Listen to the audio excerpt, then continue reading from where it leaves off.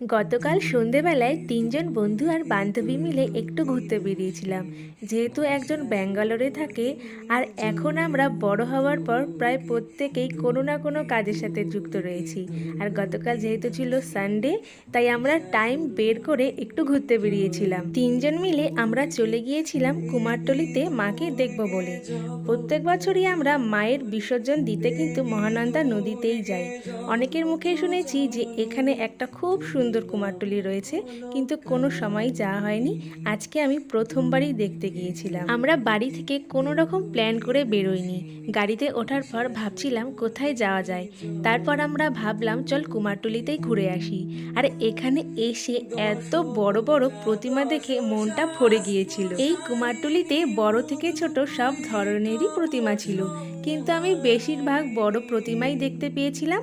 আর মাকে দেখার পর মনটা একদম ভরে গিয়েছিল, দু চোখ ভরে খালি মাকেই দেখে যাচ্ছিলাম। এখানে দেখো পোয়াল দিয়ে সিংহ বানানো হয়ে গেছে আর মাকে বানানোর প্রস্তুতি চলছে।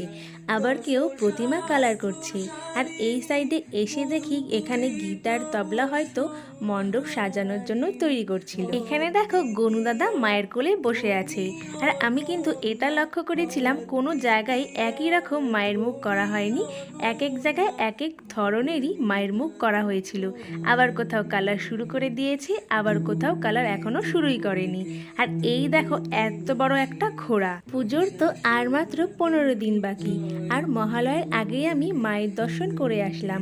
তো তোমাদের পুজোতে কার কটা ড্রেস হলো কমেন্টে জানিও। Bye bye.